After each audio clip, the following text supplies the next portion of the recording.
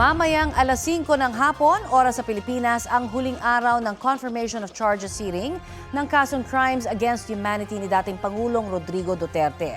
Sa Day 3 ng hearing kahapon sa ICC, iginiit ng Duterte Defense Team na walang sapat na ebidensya laban sa mga akusasyon sa dating Pangulo.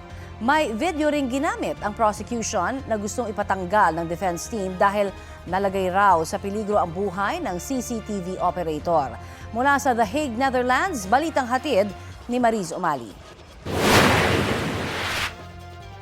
Ang defense team naman ni dating Pangulong Rodrigo Duterte ang naglatag ng kanilang mga argumento para sa submission on the merits sa ikatlong araw ng confirmation of charges hearing sa International Criminal Court sa The Hague, Netherlands.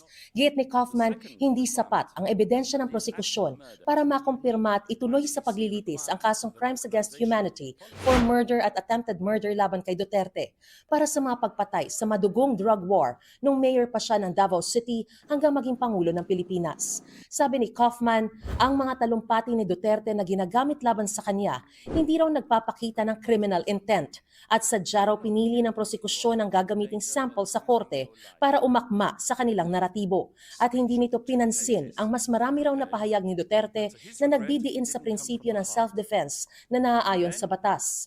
Sa 20 speeches daw na ipinresenta ng prosekusyon, nakakita ang depensa ng 35 na nagpapakita ng paghimok ni Duterte sa mga alagad ng batas na sumunod dito.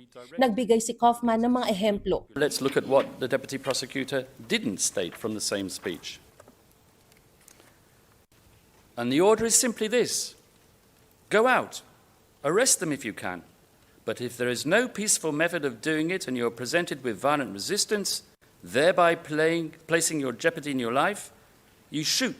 Well, the son of Mr. Duterte's language, obviously, but nevertheless an exhortation to lawful self-defense. Sa mapa namang inilabas ng prosekusyon para ipakitang malawakan ang naging pagpatay sa Davao at buong bansa, sinabi ni Kaufman na wala raw patunay na extrajudicial killings ang mga ito.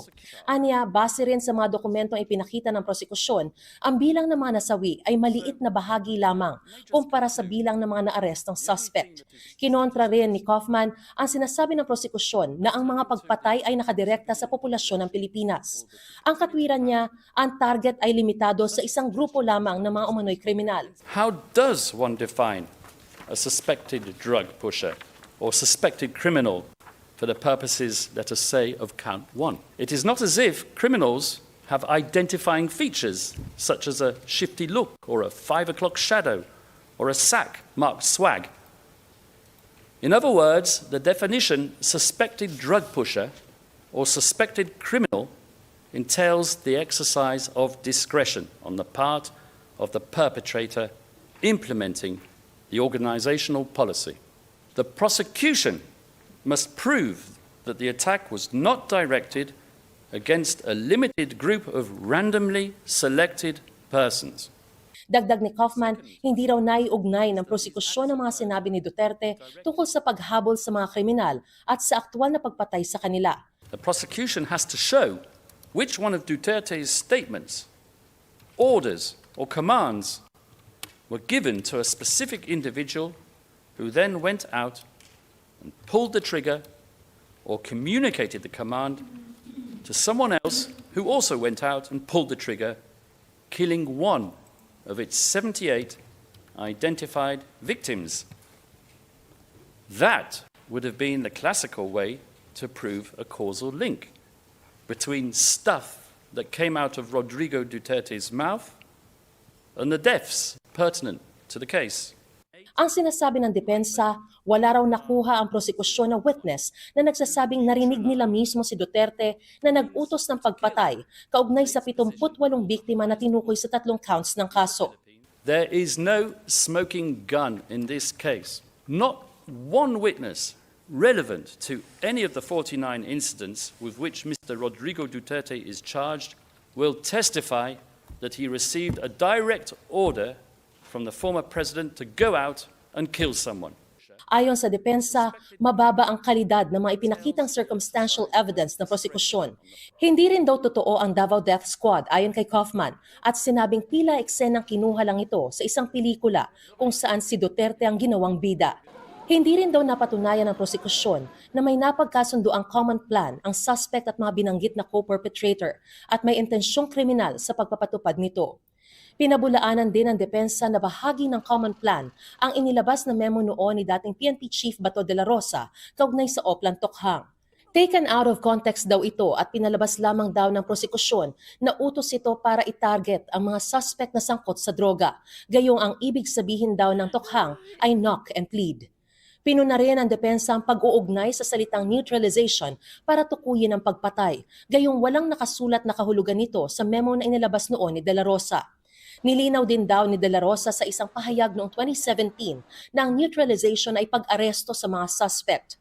Ayon kay Kaufman, umabot hanggang Korte Suprema ng Pilipinas ang pagtalakay sa salitang neutralization nang makwestiyon kalauna ng ilang elemento ng anti-illegal drug campaign. The government defended the circulars on the basis that they did not confer a license to kill. The Supreme Court of the Philippines, however, to date, has declined to issue any ruling declaring the campaign unconstitutional, has declined to invalidate circulars, and has declined to rule to date that neutralize or neutralization means to kill. Base raw sa naging obserbasyon ng Korte Suprema, hindi raw bago ang salitang neutralization sa panahon ni Duterte dahil nakasulat na ito sa procedural manual ng PNP kahit noong 2014. Binanggit din ni Kaufman ang ilang testimonya ng mga witness ng prosekusyon kaugnay sa paggamit ng self-defense. Witnesses P1158 and P1170 explained that neutralize means to arrest or to incarcerate through legal means. It did not mean to kill. Witnesses P1050 and P1174 confirmed that lethal force arose only where a suspect's resistance placed an officer's life at risk. Hiniling din ng depensa sa Pretrial Chamber 1 na huwag daw gamitin bilang ebidensya ang video na ipinresenta ng prosekusyon kung saan makikita si dating Pangulong Duterte na nanunood sa CCTV kung saan pinatay daw ng 3 hitmen ang 3 biktima sa Agdao Market sa Davao. Isiniwalat daw kasi nito ang operator ng CCTV at posibleng nilagay sa peligro ang kanyang buhay. Bago matapos ang proceeding, humiling ng 1 minutong closed o private session ng prosekusyon. Posibleng dahil daw ito sa sensitibong issue kung saan binabanggit ng depensa ang pangalan ng ilang witnesses na isang sensitibong bagay dahil pwede raw makompromiso ang kanilang seguridad o kaligtasan. Mula rito sa The Hague, Netherlands, Mariz Umali nagbabalita para sa GMA Integrated News. The second requirement is that these acts of murder